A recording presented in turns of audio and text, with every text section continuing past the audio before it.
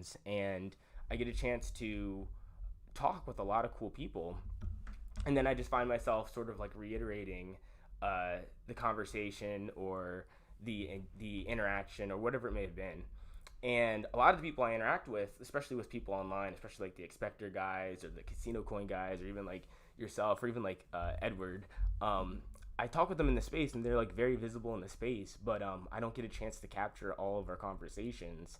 I don't get a chance to capture all of our conversations. Um, in a way to where people get to see it like authentically. It's cool to be able to talk about things that are going on, but it's another way to be able to see it. So I figured I started live, and it's funny too because my friends like, oh, dude, you should just live stream like. And the reason I did this too is I hated editing. Like I love the content creation process of like going through and making a video and talking about the things I like to talk about. But I find the editing process quite grueling sometimes. So my friend's like, "Oh, you should live stream. You should live stream." So yeah, so we're gonna try this out. It's been pretty cool.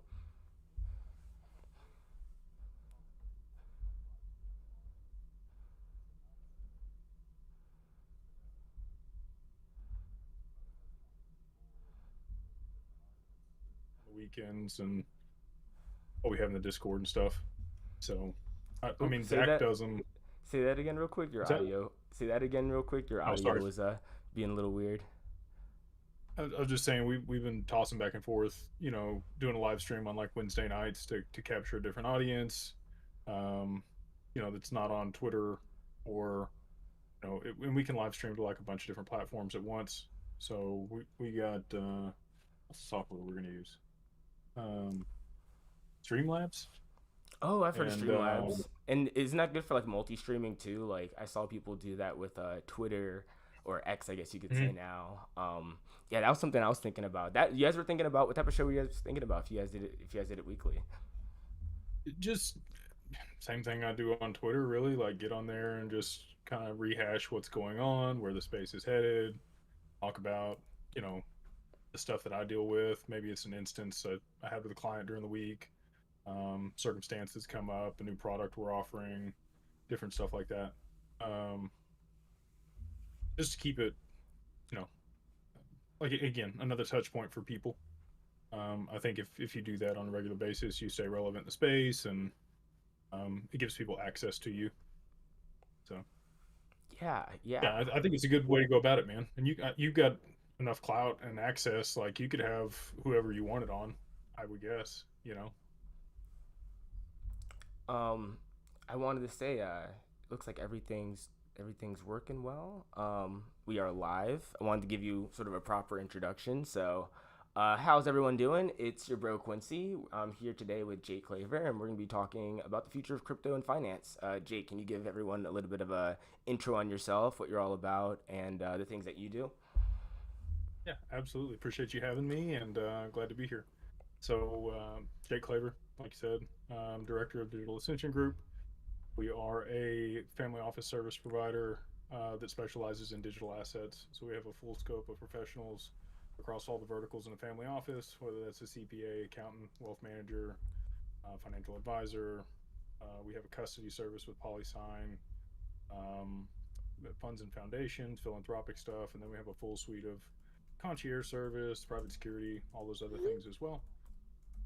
We also have a mastermind group where we go over business resources and financial education, and we run some private investment deals through there that allow people access to investments that they otherwise wouldn't have access to, which is cool. So kind of a high level of what I do.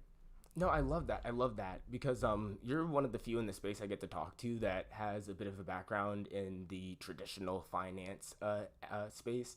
And when people talk about crypto and adoption and what that means, people talk about it, but not many people sort of, well, one, deal with it on a daily basis in the traditional realm, but also dabble in it in terms of just understanding how crypto works and understanding different aspects, whether it's tokenization, whether it's trading, whatever it may be.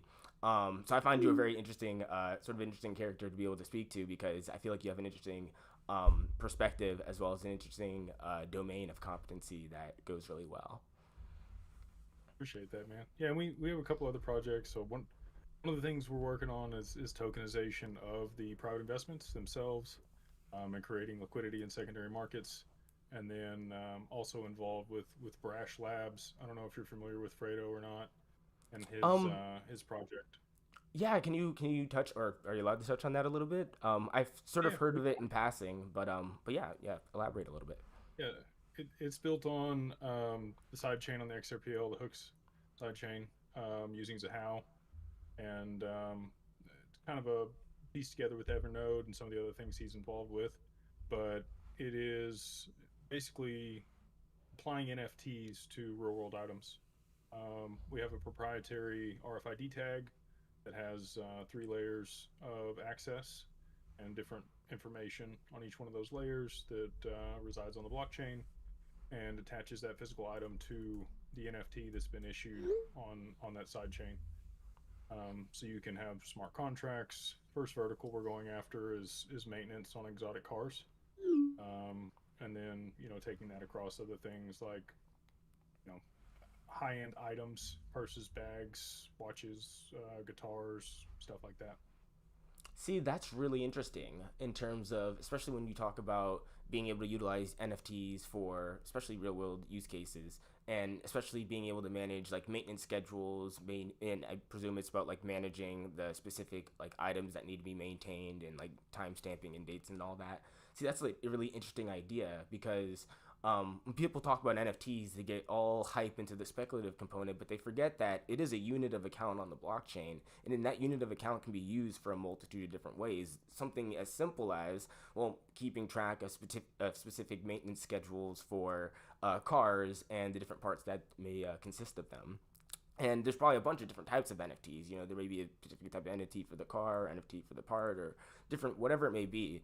But it just shows you that there's a lot of things happening, and they're not as hype and as hoopla. I mean, don't get me wrong. Everything all together, once you finally see the exotic cars and you finally see all the everything coming together is pretty nice. But it's not all hype and games when you start. When you look at the NFT use case, but the ability to be able to create new products is really what should be exciting. So that's what gets me excited when I hear stuff like that. It's just efficiencies for the system that already exists, right? I mean, people aggregate data. It's just difficult to access it, and how is that transferable to somebody else? Easily readable. You need security and governance around how it's accessed. And so, with the smart contracts and the NFT that's been issued against the item, you can code all that in, right? And so, Exactly. as a manufacturer, I think it's a huge value add for warranties, for maintenance, for insurance, logging anybody's interaction with that physical item for whatever reason, um, and then as an owner, like, and I think I've told you this before, but when I tell somebody of like what I think an NFT, like, there's a lot of applications. You got fractionalization and community and some other things, access, but like the provenance of that item, I think is one of the integral pieces to an NFT. So, like, I always give the example of Pawn Stars. Somebody walks in, they've got a guitar that Slash played, that they say Slash played, right? And they've got a picture of Slash with that Gibson that they show Rick. And they're like, Slash played this, I want $100,000 for it. And Rick's like, okay, well, show me the paperwork. And they don't have it, they just have the picture. And he's like, all right, well, there's 10,000 of that Gibson. I can give you what the Gibson's worth, but I can't give you what it would be worth if we had some way to prove that Slash played it. Well, if there was an NFT issued against that guitar, then you would have the digital identifier that showed that Slash at one point owned it, and then you could prove it very easily, right? And so, Exactly. Exactly. And it's funny that because it's really simple. It is like a unique identifier.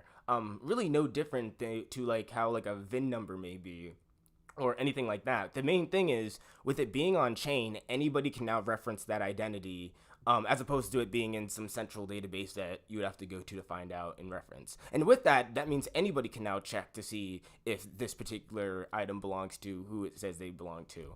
And you can do this with a whole assortment of different items as well.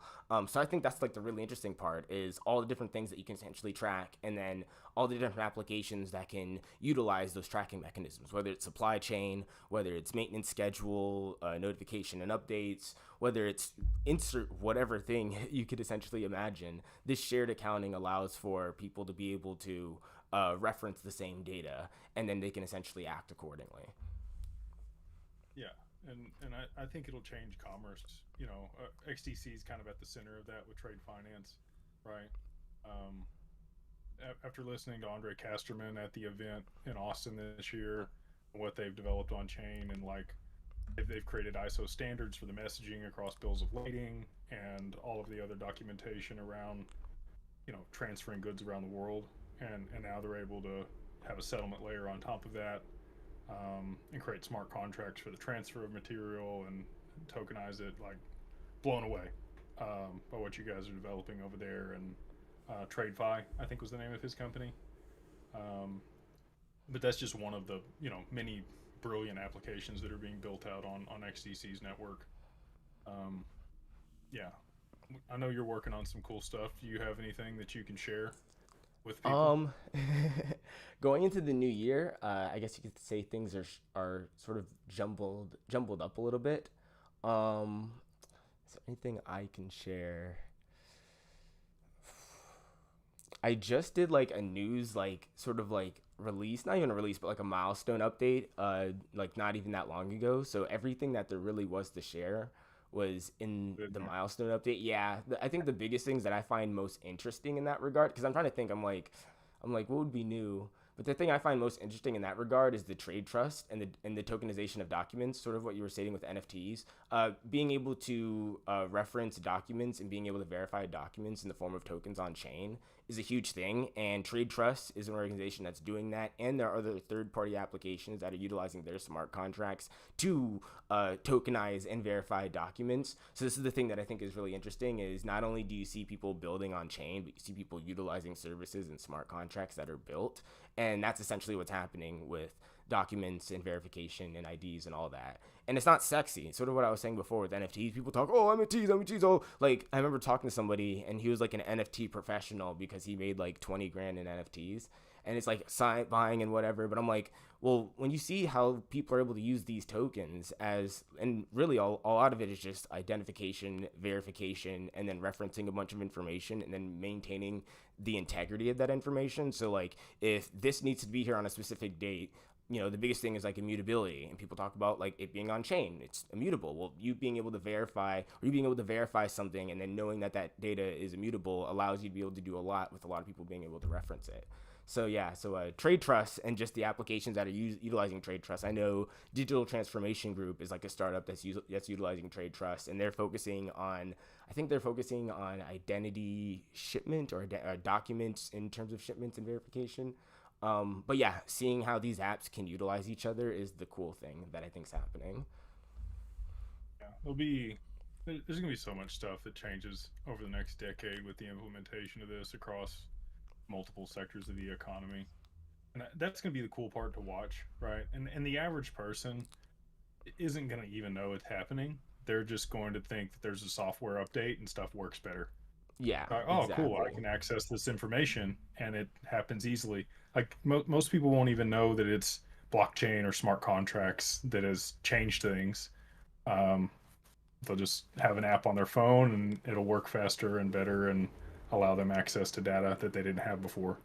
And Um, I think a perfect example of this, especially when we talk like finances and payments, is like just payments happening overnight or payments happening instantly.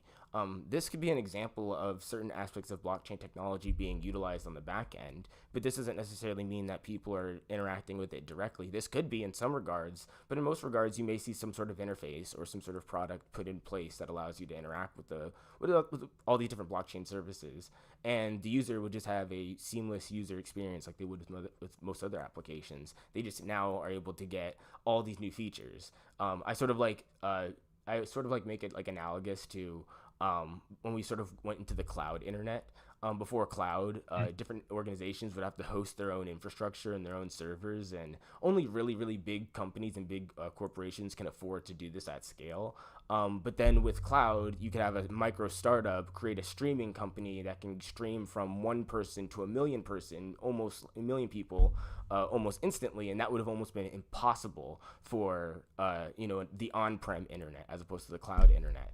And I think you're going to see the same thing when it comes to payments, DeFi, finance, and settlements with crypto, where you see all these different services that weren't necessarily capable before, but it's almost invisible how they were able to be integrated because of how passively we use them. Like when it comes to cloud, everything is cloud. When you look at streaming, like how we are now, when you look at on-demand videos, when you look at gaming, when you look at literally like 60 or 70% of the entire internet services, they're all hosted in cloud. And these allow for a bunch of services that wouldn't have been possible. And we sort of remember that in some regard, but it becomes so invisible and so utilized that you don't even think about it. And I think a lot of that's going to happen with blockchain.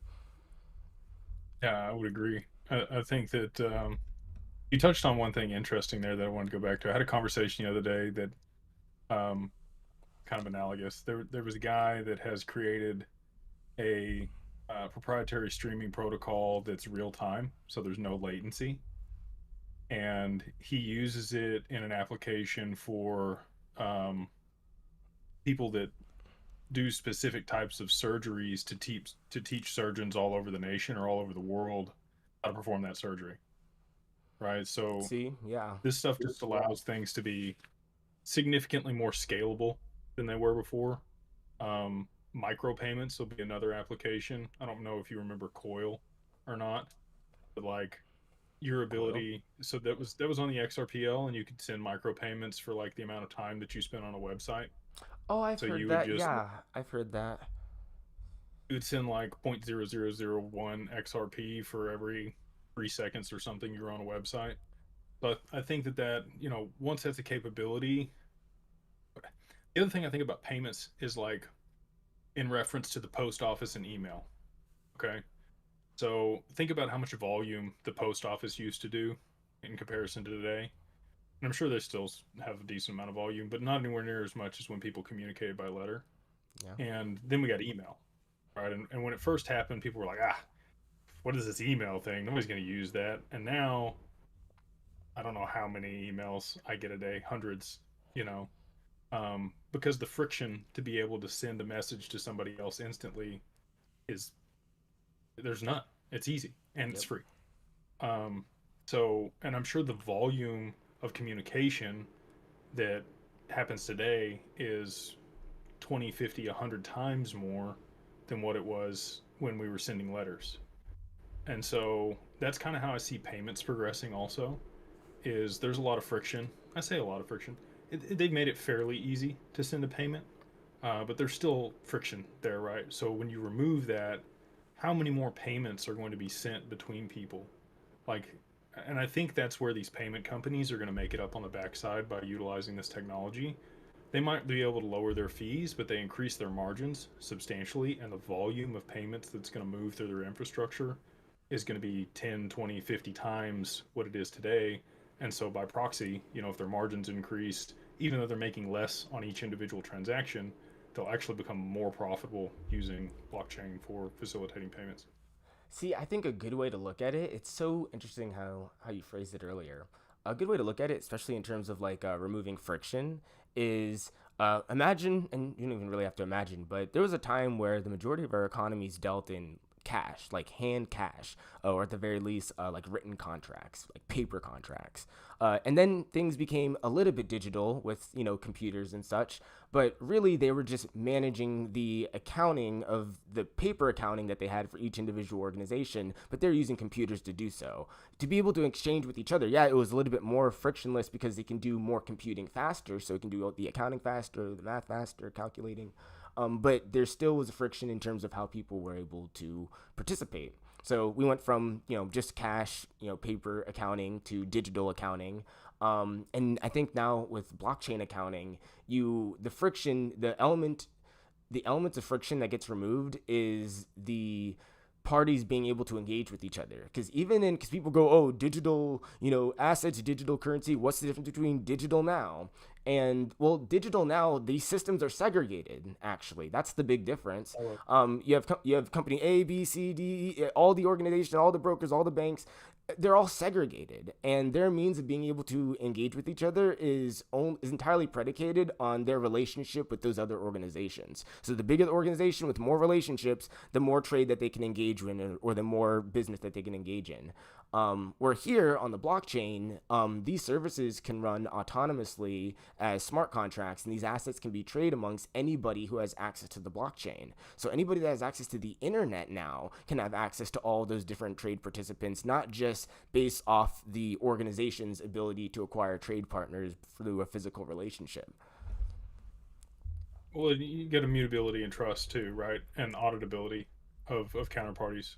And you still only want people to see however much they need to see, and that's the other beautiful part about the smart contracts and this technology is, um, so like we deal with identity for KYC, KYB, and accreditation, and you have to put in certain information for that. And to be able to participate in certain markets or with somebody new, when you share a hash with them, we use a provider that creates an NFT against that information. And you only have to share as much as you need to with that other party. They don't like, let's say you wanted to share your driver's license, right? Because somebody needed to know your name and date of birth, but you didn't want to give them your driver's license number, your height, your weight, your eyes, like all the other information that's been, listed on that document. Well, you're they require the full driver's license, so you don't get an option. You're just gonna have to share all of that data, even if you don't want to. But with this technology, you get to like piece that out, right? How much do they need? I only have to share what I have to share. Um, and so that's the other piece here that I think removes some friction for people. Is there are certain people that don't participate in transactions because they don't want to share certain data with counterparties, but with this, you don't have to. You only share what you need to when you need to share it, and that can also have time frames on it, programmatically. So if they only need that data for, like, let's say there's NFTs issued against um, cards in a hotel, right, to unlock the door, or you send the NFT to their phone to be able to unlock the door of the hotel. They only have that access for whatever period of time that's programmed in.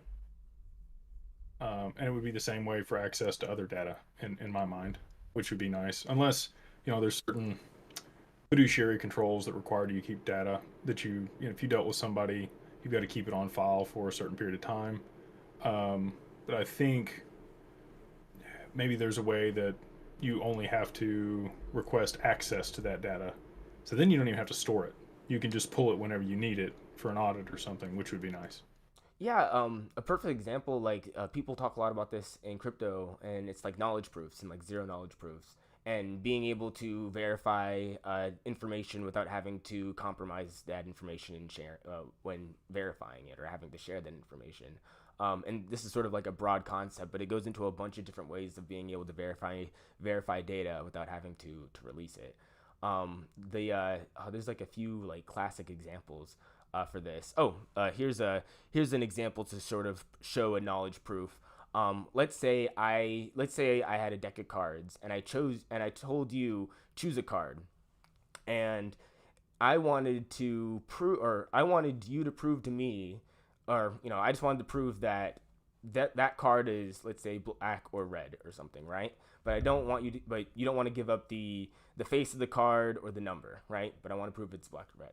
Well, a perfect example of like a simple proof could be, well, I could take the deck and I can remove all of one color of the card. So let's say I removed all the black cards. If I can see that I have all the black cards, I can verify that that's a red card because I have, the entire collection of black cards. Even though, and it's a little simple example, but these things become progressively more complex in terms of trying to verify things without trying to compromise that info.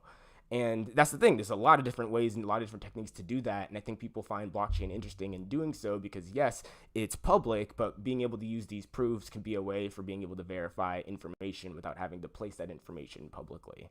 So, and it's just things like that that I think is really what's going to create an atmosphere for people being able to utilize blockchain in a way where you can't utilize current technologies. Because right now, if you wanted to engage with a party, it's sort of like, do I want to send my information to them? Are they trustworthy in handling it? If their databases were to be compromised, to what degree would my information be compromised? All these things are a concern every time you engage with somebody, as well as like the data in transit and their methods of managing it. All of these things can be resolved. This is sort of what you stated before, the friction, by being able to use these different methods of verification on chain. Yeah. My first experience with zero knowledge proof was actually Global ID. I don't know if you ever used that app. I actually No, I've reached heard out to them about it not a too bit. long ago. I've heard about it a bit, and I've seen some apps that actually took global ID, so I thought that was cool. Well, yeah, so they're starting to expand. I think that they'll probably be one of the prominent ID solutions. I don't know how long it'll take for them. I got to speak with their executive team not too long ago. I like the path that they're on. They've become um, multi-chain and basically um, agnostic, where they'll work with any chain. It doesn't matter. When originally I think they were kind of pushing the XRPL. I think that they've gone a better route now because there's going to be a lot of chains in the future that NFTs are issued on, smart contracts are issued on, people are transacting with, and you're going to need an identity that's across all those and interoperable. But what they do is they work with third party verifiers and they'll verify the same information multiple times with those third party verifiers. So let's say you've got firm A, B, and C, and they all verify your identity on your driver's license or your passport or your social media. Okay. So maybe you could like fake it for one of them, but they are third party verifiers and it's auditable and like they keep that information. And so if you shared it with three different people and they all verified that what you provided was correct and you are you, then when you're transacting with somebody else, they want to know if you are you, and you say, well, here, all of these 26 other people all verified that this is me. And they're like, oh, okay, well then I guess you're you, or whatever information they're verifying. That you And don't even have to present it to them because it's been verified by somebody else. exactly, exactly. Like that delegated trust could be huge because now that let's say I trust Bill, Sally, and Mo, right? And these could be different organizations to verify my identity. I could have those different lines, those different engagements with them, verify my information, and as long as they're trustworthy parties, other people can use that verification to engage in whatever. And those parties could be whether government parties, financial organizations. It doesn't really matter as long as they're trustworthy. That could allow a means for people to be able to exchange on chain without necessarily having to go through and check, like, well, one, having to volunteer that information, but also check the validation. Because now, instead of you having to check the verification and check that ID is valid, you're trusting that organization, and presumably you would probably be utilizing that organization as well to check yourself. But you can have that organization be the one to check it, so each person doesn't have to keep checking each other, and we can just keep it to a handful of organizations that are trustworthy rather than everyone constantly checking to see if everyone's constantly being honest, or at the very least, yeah. Yeah, it like you said, friction. Um, was there anything else you wanted to get into? I know Yeah, you had sent me a actually, bunch of different topics. yeah, one thing that I actually didn't even anticipate the first few topic points, but I love it. One thing I want to talk to you about, especially with people getting super excited about the hype in the markets and stuff, wealth management strategies for, because people talk about investing in crypto, investing in that, but people don't talk about wealth management once they finally had even any amount of money. And I find myself in the exact same position just as anybody else. I find myself constantly in crypto, I constantly, if you want to say it, investing or whatever. But then what do you do when you're like, oh well, if I have a little bit of anything, should I like get into property, and not even just like get into that, but like what is an outlook to look forward to beyond crypto when you're looking into just wealth in general or wealth management. And I don't say that to like ask for like financial advice. I say that just to get a perspective beyond the crypto speculation, because everyone goes, oh, once you get into one crypto, you get another crypto. And then I'm like, well, I know that there's finance tools and stuff, and I know that there's like property and whatever bonds. But the thing is because I'm so sucked into crypto, the first thing I think of is more crypto, you know? You're not, yeah, you're not alone, and that's most people, right? How do I? It's a very broad question, so I'll try to like compartmentalize it and break it down. Um, I try to work backwards from things, right? So if you're using crypto as an investment vehicle, what what are you wanting on the other side of it? Why are you making that investment? Um, Ask yourself that reason. And the analogy I give people for this, and most people, and I did for a long time, so I'm not like boohooing anyone. Um, it's like a dog chasing a car. Okay, what happens when the dog catches the car? Does it know how to drive it? You get run over, right? Um, if you don't have a plan for what you're going to do when the wealth happens, because we know another bull cycle is coming, right? People that are still here, people that are listening to this, people that have DCA'd during the bear market, you're likely going to come into some wealth. And that could be a lot. Like there's going to be stuff that goes 10, 20, 100, 1000x in this next go. And even if you like, you may not think, okay, I got 10 grand in the market, whatever. I got $5,000 in the market, or I got $100 in the market. I know a guy that put $100 in Doge that walked away with like $500,000. Okay, so like Yeah. a little can go a long way if it's in the right spot. Um, but like, what do you? Why did you make that investment? What are you going to do with the money? And that'll kind of dictate whether you let it ride, um, how you're able to leverage the crypto that you have. Um, I like so my definition for financially free is you make twice your expenses every single month from passive income. So you don't have to be a millionaire. Most people don't even have to be a millionaire to be financially free. Okay. You got your money somewhere. I Let's guess say that's your the bills idea of every month. retirement. Right. Well, but if you have your money in an asset or something else that produces cash flow for you passively every single month, you get a check in the mail. But let's say your bills every month are $5,000. You live a modest lifestyle. You drive, a normal car, and you have food and living expenses, whatever. And maybe you're in middle America. If you're on either coast, it's probably more than that. But let's say it's $5,000 a month, and you make that half million. Okay, you got lucky. You put it somewhere. You get your half million. You cash out. Taxes are always a consideration, right? So you have to be leery of that. But past that, where are you going to place that money that it gives you twice your income? And then you're free, right? Because now you don't have to work your day job if you don't want to. Hopefully, you do something that you enjoy and you get fulfillment from. But if you don't, now you've replaced that income. You've got extra every single month, and now you can like try to figure out what that is for you. That's my hope for like. I think that they're introducing UBI in Canada. I think that that'll do that for a lot of people there and wherever else they introduce that.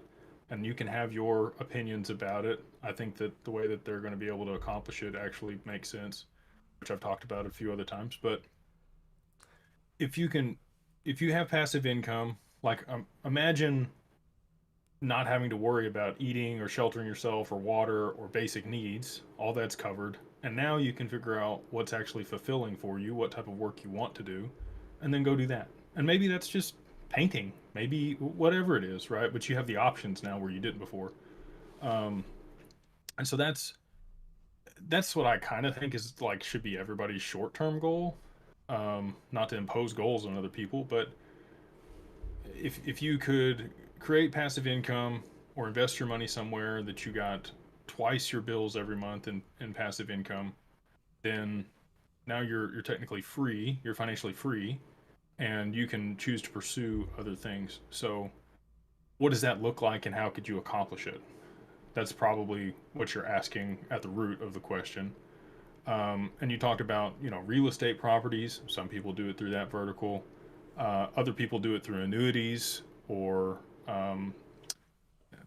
funds that they put their money into that pay them on a regular basis because they allocate the capital they make an excess and then they pay their investors a certain interest rate. Um, Either or, right? It depends on how passive you want to be and who you trust with your money and your interests. If you're proficient with, you know, if you want to get into real estate, or if you want to get into private equity, or you want to get into M&A transactions with businesses, all those are options when you have the capital to do so. So again, it's difficult to give anybody like specific answers, or, and again, like you said before, not financial advice. Always consult with your financial advisor before making any investment decisions. This is only for educational entertainment purposes only. um, but yeah, what's the follow-up question, or how much does that kind of answer anything? Yeah, I know I yeah, just no, rambled on a whole bunch. no, no, I think I think it was great actually. I think definitely hammering in, especially I think the thing I sort of like the most is hammering in on just the idea of if you're going to do anything with any amount of wealth that you're able to attain, make sure that you can use it to potentially continuously generate wealth, and sort of the idea of sort of defining that idea of um financially free being, what are your current, expenses and all of that, and double that and see if you can find passive income that can acquire that. And I think that's a very good framework to operate on in terms of, because the reason I say this, and the biggest reason I say this, is everyone under the sun wants to, it's almost like the when moon question. Oh, the Lambos and the this and the that and all that. And it's just like, okay, cool. Okay, you don't want to go off into that territory, but at the same time, you don't want to go off into, actual like, oh, do this with your finances and that. So you're stuck in this weird gray zone. That's why I liked how you painted it from an abstract of find something that can allow you to, like I said, and it's all judged on people on their own on their own individual stance. So if you happen to be living in this way, well, if you can find a way to continuously live that way and take any amount of capital you have to continuously generate revenue and maintain that lifestyle, find that. And everyone has their own competencies. So like you said, if you know a little thing or two about real estate, maybe that's it. If you know a little thing or two about private equity, whatever it is. But I think sort of having a realistic idea on what to do in that regards, and I only say this because everyone was losing their minds about like yesterday and the prices and stuff, and there was a bunch of stuff, and I'm like, okay, this is all cutesy and all, and all the when moon and the Lambo stuff comes out. But even to myself, I'm thinking to myself, I'm like, what would I actually do? What would I do? And I actually haven't been through a true bull market. I've been through like the last bull market, but sort of like I like first blew up right in the middle of that. So I didn't get a chance to go through like the bear market, the turmoil, the everyone sort of feeling this way. And I've sort of seen it now, and I see people bubbling up and getting super excited. And even and I say this now too, because I knew plenty of people in the last bull market, right in the middle of that were like, oh, my portfolio went to this, oh my god, da da da, and you're just sitting there like, what the. So sort of just sitting there going like, oh my gosh, like what could a regular person who's sort of in this how could you have a realistic perspective on what to do if you even come to any, and that's the thing, like you said, whether it's $100, a couple $1,000s, whatever means a substantial amount of wealth to you, in terms of the growth of whatever amount of capital you had.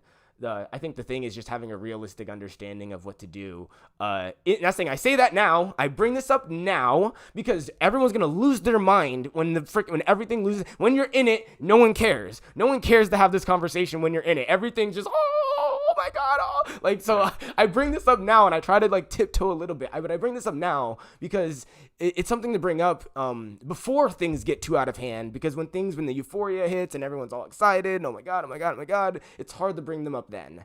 And yeah, so I wanted to sort of at least get that out of the way before we saw whether it's a bull market or whether it's a hype cycle or whether people are just getting giddy about, it doesn't really matter. I just saw that the past few days, and it just had me thinking. I remember the last cycle and things were crazy and things look like they're bubbling up and people are getting really excited here.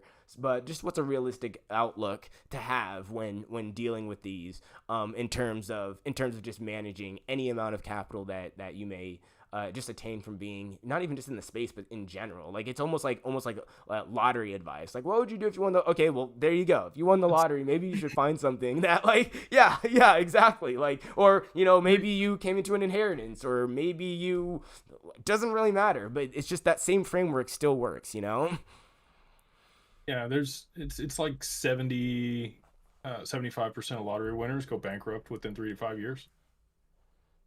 And it's Hey, sudden wealth syndrome. If you've never had wealth before and you have people coming out of the woodwork asking you for things and you win Lambo, and you go buy all these cars and the house and everything else, the money runs out. If you don't put it somewhere to continue to make you money, so you can pull money off the money tree, if you don't plant seeds with your money, my parents told me that money didn't grow on trees growing up. They were wrong. They can print as much as they want. But aside from that, you if you take the money and you put it somewhere that's going to continue to feed you, and I talked about this at XRP Vegas and a few other conferences. Um, it, Even if you wanted to keep it in the same vertical, right? Like I've talked about, pay your car payment because you own a car wash. Okay. Maybe you pay your house payment with the multifamily property that you own. Okay, and that's going to take longer for you to get the cool stuff that you want. But that discipline that you have on the front end of purchasing an asset that's going to continue to pay you in perpetuity and make the payment on whatever you want, regardless of if you continue to want that item or not, it's going to set you up. And you want to partner with the right people. You want to find people that have the expertise in that vertical. A lot of time, the money guy gets 60 or 70% of the deal, and somebody that sources it and actually manages it gets 30 to 40% of the deal. So the money guy gets the lion's share, and he's completely passive. He just comes with capital on things. We have partnerships where we do M&A transactions. We come in for the down payment on the SBA loans. It pays 15% cash on cash. And then after they do the roll up, you get a 3 to 5. Well, it's not a 3 to 5. It's a two to 3x on your money at the end of it after 3 to 5 years. oh Like wow, stuff that's like interesting. that. Find things where you can continually get cash flow from whatever your original investment was. Um, and maybe they pay you out big at the end, or maybe it just continues to pay you over your lifetime. Buying boring businesses, like there's going to be 10 million boomers that retire over the next couple years, and a lot of those own businesses that are profitable. And if they can't sell them, they will shut them down. And they have people in place that are running those businesses for them. You might have to do a little bit of work and hire some people, but like if you can work those deals, and a lot of them will owner finance. You can get a lot of creative stuff done. You can get an SBA loan. Maybe you just got to come with a little bit of capital down. Like, but all these things require work too, right? So they're not completely passive. Um, if you want to do completely passive, you're gonna have to be okay with a little bit less return. Like I said, you're not gonna get that full 100%. You might Or get more risk. 60 to 70%. Yeah. Um, so anyway, that's kind of the frame of reference I look at. I'm trying to buy assets with my profits that spit off cash flow that pay for my lifestyle, like you mentioned before. So if it's like I said, the multifamily property, maybe you got, let's say you make a couple $1 million, okay, and that's what you take as profit, um, and you put that down on a multifamily property, you leverage it 75%, so you're putting 25% down. It's an $8 million property.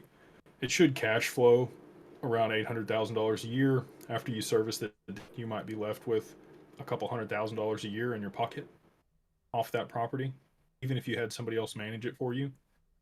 And that's going to be able to pay your house note, right? Like you could have a really nice house for a couple $100,000 a year. You could probably have your house and your vehicles and everything else off of one multifamily property. And over the next 5-10 years, as it's paid off, now you don't even have to service the debt anymore. And when you sell it, you can 1031 it into another property and defer those taxes. So that's why so many people make, like most millionaires are made in real estate. Most billionaires are made in business and private equity. Mm. So the longer you're willing to defer the win Lambo, even after Moon, um, the better off you'll probably be. I love that. I love that. The longer you're willing to defer the Lambo, even after Moon, the better off. I love that. I love that. Yeah, I bring that up just because I've been in the space a bit, and I've seen the ups and the downs, and every so often, like, I think to myself, I'm like, oh man, like, what if, I guess. And obviously, like, it's just like that's sort of like the general era in the space. But then the more you sort of see people like jumping around, excitement and stuff, part of you goes, okay, well, what if you were to, what if you were to? Let's have a realistic idea, because I see so much of the one moon Lambo stuff, and we see it in the public too. You see like every influence out there like do the whole like Lambo Gucci, like, got the freaking, yeah. It's like a culture at this point in crypto. So it's not just that people are sort of like contemplating it themselves. They see it everywhere. And Mhm. and and don't get me wrong, a lot of these people do it as a part of their brand, so they may not even have the money to do it. They're just trying to inflate their brand. Well, they're writing it off too. Like That too, the yes. the influencer can buy the Lambo, and if they're using it for marketing and in their videos, then they can expense that. And that's Oh what man. maybe the average person doesn't realize. Um, I like taxes. I know that people are gonna like hate me for that, but and I don't like them because I want to pay the IRS. It's a big game, right? And there's these rules to the game, and as long as you know the rules, you can play the game, just like other wealthy people. The problem is if you just come out of the chute and you take all this profit, and then like that's the other deal with lottery winners. I didn't even realize this. I talk about the gift tax threshold in the U.S., which is 12.92 million per person. So let's say you want to move that into a trust, you can gift up to that amount into the trust, and anything above that you're going to have to pay 40% tax on. Dang. So like lottery winners, if they want to protect that wealth, they're going to get whacked with the income because they played the lottery as an individual. They didn't buy it under an LLC. Okay. Which is like if you're like doing that under an LLC, like, would you really be playing the lottery? Like, Well, I listen. mean, I mean, So maybe they do it and they like get him like in bulk or whatever, and they're playing like the statistic game of like, well, maybe if we could. yeah. But anyway, so you get whacked with the taxes there. So it's income tax. You're gonna be taxed at 37.5% on whatever your lottery winnings are. And then when you go to move it into a trust to protect everything, you're gonna get whacked again with another 40%. And so like that's when I'm telling people to like maybe get this stuff under an LLC, or get it in a trust before price appreciation happens. There's a point behind that. Like you're protecting yourself in a lot of That's different quite ways. brilliant, actually. I've never thought of that. That is quite brilliant. Yeah, because at the current date, whatever valuation of the asset would be under whatever rules of that asset. So if you had to pay the taxes, better pay them now than later. And Yeah. like, yeah. Yeah, if you think things are gonna appreciate substantially over your lifetime, it would be better to get it in a trust or inside of an LLC now. Um, and just so people know, like this is what I spend my time on, is preparing and creating solutions for the people that don't do this. I like I can shout from the rooftops that this is a good idea. Um, some people will do it, most people won't listen. And then they're going to have the liquidity event. They've got 10, 20, 50, $100 million, and then they're going to be like, well, how do we not pay taxes? Like, okay, here's here's my suite of solutions that we've come up with, uh, to mitigate your tax implications, because there's not going to be a way to not pay taxes. um, we have different solutions, so I just walk through a couple here, since we Yeah. have a little time. um, Insurance is a great way to do it. If you do have a business, if your stuff is inside of a business, you can take out key employee insurance, um, on your key employee, which would be you, the manager of the business, and you can expense that and write it off. And then you can draw lines of credit against it. Debt is not taxed as income, so any loans against your assets are not taxable.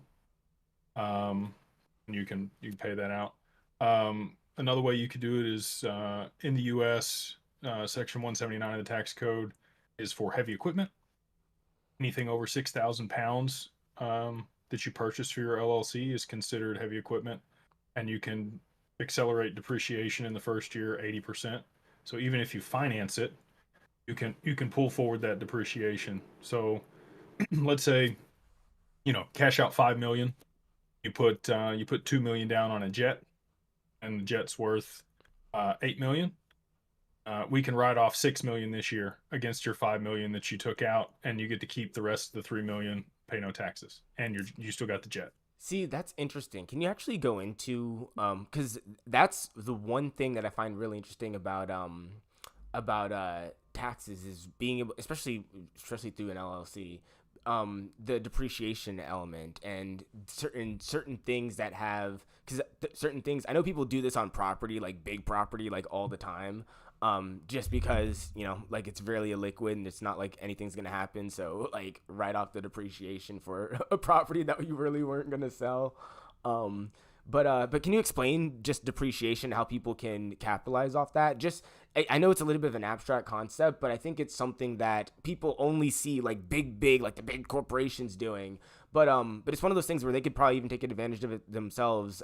Even if they let's say that you were a small business and you did have like an LLC, but it was for a smaller business, and you did want to take advantage of some of these. I feel like a lot of these strategies could be, whether you're like a mom and pop shop who just happen to, be interested in crypto and now have a little bit of, I feel like these are strategies that the average everyday person, not some big corporate exec can take advantage of. But yeah, I just wanted to see if you could elaborate or explain Yeah. the depreciation element. Yeah. So a lot of people that I work with, like I just bought a truck this year. Um, I'll write off 80% of that purchase, even though I financed it, right? Um, and so I'm able to write off taxes that I didn't have to spend money for. What depreciation is, so normally you would have, like on a property, it's over 27 and a half years. So they basically take the full value of your property, and over the 27 and a half years, you get to write off the little bit that is the total value of the property divided by that time frame. Okay. Now, if you accelerate that depreciation, you're pulling all that write off forward into this year, and this helps businesses scale, right? Because then they get to keep more capital in their pocket. They can redeploy that capital into the market or their finance, their marketing, their sales, whatever else to generate more GDP here in the U.S. So it's of benefit in capital markets. But that's really the premise, right? So let's say you bought a vehicle. Um, we know that even after 10 years, your vehicle's probably going to be worth something, but in the eyes of the IRS, it's not. They're going to amortize your vehicle over 10 years. So let's say you bought a $100,000 vehicle. If you just amortized it over the term that they give you, you're going to get $10,000 worth of write off each year because technically the vehicle's worth $10,000 less, right? Probably not, but I'm just saying Yeah. that's how they work it. So you're able to pull 80% of that forward into this year, and that's basically the premise of depreciation is Mm, there's future loss that you're going to have that you're going to get to take into account this year. mm. Yeah, I Up see. I until see. 2022, you could write off 100% of anything that was over 6,000 pounds. So you see these soccer moms driving around in like the high end Porsches and Lambo SUVs, Yeah. G wagons, Yeah, the right? G wagons. That's because they bought that for the business, and they financed that $200,000 vehicle, and they put 40,000 down, and they were able to write off $200,000 that year. So they got to keep $160,000 in their pocket. Well, I guess whatever the 40% would have been. So, an extra $40,000 in their pocket. And what does that $40,000 do? It probably makes the payments on that vehicle for the next 2 years before you trade it in. Probably pays for the gas on the vehicle. It probably pays for the maintenance in that vehicle, right? So you Hmm. didn't get a free vehicle. You still had to put the money down on it. But Yep. what you saved on taxes makes the payments and stuff for the next 2 years.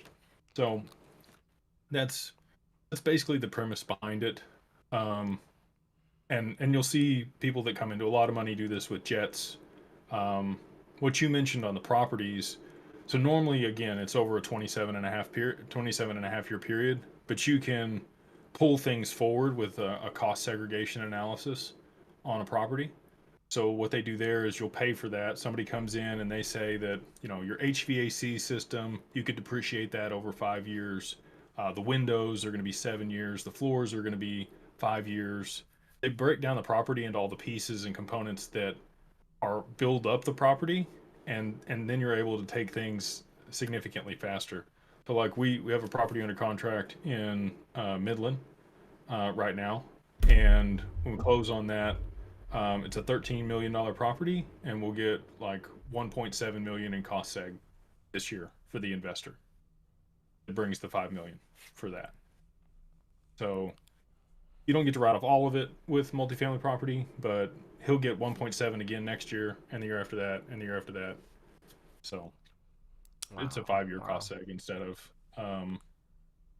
the normal, like, well, I guess it's like 5 to 7 years worth of cost seg instead of 27 and a half. Wow. So it's like offsetting your liability with that depreciation, and they just have that either factored in each year or sort of doing it up front to scale up the growth of, whatever the organization. Because I know that was like a famous thing that Amazon was like known for, like deferring their taxes forever. And then when they finally made like a ton of money, they were just like, yeah, so we haven't made money for like 17 years now. Is it possible? Like, and people were like Yeah. sort of annoyed by that, but it's like, well, when you start looking into it, it's like, yeah, there was a time where they weren't profitable, and it's time they'd use that for growth, and what can they do with that? And different assets have appreciated over that time, so what can they do with that? And people talk about different organizations doing that in different regards, but yeah, just sort of like you said, even just riding off like a truck, or like I see the G wagon. That's like a meme too. Get the business G wagon and ride it off. Well, I've worked for wealthy people before I do what I do now, and that's what they would do. They would buy something that was over 6,000 pounds, and they'd trade it in every 2 years, Every two and years. they would, use. So right now you would get 80% this year and 20% next year, and then you would have depreciated the vehicle completely. Whatever you traded it in for, you would get as income because you've already written that off. But when you rolled it, whatever you financed, you'd probably be able to write off the income that you just made off the vehicle. So anyway, that's all the fun stuff that my CPAs and accountants and like I know enough to be dangerous. I'm I not bet. not a financial advisor, um, but I kind of keep people in their lane and keep them straight. The advisors that I work with, so they don't take care or that they don't take advantage of anybody, right? I don't fee share with my advisors, which people find weird. But I do that so that I can make sure I keep my client's best interest in at heart, right? That's If I was awesome. incentivized monetarily by, a client, you know, getting a certain product or doing something that the investment advisor or the estate planner or somebody else was stating that they need to do, it's going to be in the back of my mind that I'm going to make a bunch of money on this, and I might make a slip in judgment and do what's not best for the client. I don't even want to have that as a thought. So that's why I just don't fee share, and um, I just want to provide the best professionals that people can work with. That's awesome. That's awesome. Yeah, no, I love it. I love it. Um, I wanted to say one last thing. Well, I guess two last things. One, so I added you to these founders chat. Everyone that I speak to in the space, I add them to this founder society Discord. I have two. I have my normal community channel Discord, but then I have like this founders Discord. And there are people in this Discord that are a part of a bunch of different projects. You probably already know a few of them that are in here, but they all have a bunch of different projects, usually used for collaborations, connections. Yeah, usually whenever we go meet up in person, this is sort of like a group chat to get a chance to collaborate with. But also, since now that you're in the chat, if you ever see me live, whether you saw me on YouTube or on Twitter or whatever, and you want to pop in just to say hey, or if you see me chatting with some other people and it's sort of just chilling, you want to pop in, feel free to pop in at any time. That's sort of why I'm doing this. I know that we've had combos in the past, and sometimes we'll like hop in a call, or sometimes we'll hop in a space, or maybe we'll just catch each other at the right time or something. And I'm trying to do that, but trying to make it more expansive. So I spend less time explaining the conversation I had and spend more time in the conversation, as well as people being able to showcase what they're doing. I know you're probably like one of the coolest ones I've seen in the space that's doing things that are tangential to crypto, but also with crypto. Because everyone that's all in like DeFi and all that, but it's just like it's like a breath of fresh air being able to speak with you about a lot of different topics. So I was hoping I can be able to capture this and hopefully get you a chance to be able to talk about the things you're interested in too. I hope everyone that's able to come on gets a chance to share the things, because everyone goes, "Oh, Quincy, you got your stuff." I'm like, "Hey, but there's a lot of people with a lot of interesting things, and I want them to be able to come on and share that as well." So yeah, if you ever want to come on, you want to talk about more of what you're doing, you want to talk about more of what you're interested in, or more things that you may have seen, just feel free to hop in whenever. And before we close out, I was gonna have you do one last intro and sort of also go into your background, what you're all about again for the people that weren't here at the beginning. Yeah, no, I appreciate it. So again, just director of Digital Ascension Group. We're a family office service provider specialized in digital assets. For people that don't know what a family office is normally a single family office has $100 million under management. They have all of the people that might be involved with that. So CPAs, accountants, wealth manager, CIO, maybe they got some philanthropic stuff. They've got estate planners, private security, all those things. We offer all those services specific to digital assets here in the US. Working on some international partnerships, which hopefully we'll be able to announce later in 2024, which will be cool. And then we have the mastermind group. You can see it right there, Beyond Broke Mastermind, where we share financial education, business resources, and talk a lot about crypto in there. Another cool thing there that I haven't seen with other communities is we actually have group insurance for anybody that's part of that mastermind. So there's a lot of entrepreneurs in this space and other people that might be a little bit. I've been really surprised at the amount of individuals that are a bit later in age, that have made allocations to digital assets. Um, and if we just wanted to provide another resource for them, and myself selfishly. A lot of what I do is selfish. Then I try to share it with other people. Solve my own problems first. Um, anyway, yeah, if you want to reach out, the websites that are associated with either one of those, digitalfamilyoffice.io is for Digital Ascension Group. We help people, be proactive and get things set up prior to a liquidity event in crypto, help them establish LLCs or trusts, get those assets in there previous to the appreciation to mitigate taxes and allow them the most flexibility with their estate. And then in the mastermind group, that's mastermind.beyondbroke.com. Again, we run private investments through that group, often in fintech companies that you're probably familiar with. We allow access to that or to those investments for non-accredited individuals that we help certify as sophisticated so that they can participate with us on those funds. But yeah, appreciate you having me on and allowing me a platform to have a conversation. And I always enjoy going back and forth with you. Like you said, I I geek out on all this stuff, man, and to have somebody else that I can chat with that gets it. I live in a tiny little town where I live. I'm really blessed to have Twitter and these other outlets to have conversations with people like yourself, because I think I would go stir crazy if I'd be talking to the wall here. Like Same. I get looked at like I have a third eye most days. So appreciate you having me on. I love having you, man. I was gonna say, send me those links you have. I'll put them in the Okay. description down below, so anyone wants to go check those out, you can. And yeah, yeah, no, I love having you on, man. And if we want to schedule another one of these again at any time, I'm always happy to do so. Or even better, if we're ever in person, maybe we can do one of these in person or something. That'd be super cool. But yeah, if you see me live or see me in the chat, feel free to hop in whenever. It's fun being able to, and hopefully I'm trying to, right now I'm just sort of bringing people on and introducing them. So hopefully once everyone I sort of know in the space is sort of on board, multiple people can also be hopping in the chat and collaborating and chatting as well. So hopefully, as this sort of goes on a bit more, we can have more broader conversations with more people in the space with a lot of different insights and a lot of different perspectives as well. So yeah, I'm really excited for that. I'm really glad for you to come and join me with that. Yeah, I love it, man. I will definitely take you up on that, and look forward to 2024. Oh yeah, 2024 is gonna be a good one. It's gonna be a good one. But yeah, so everyone, I'll check you guys later.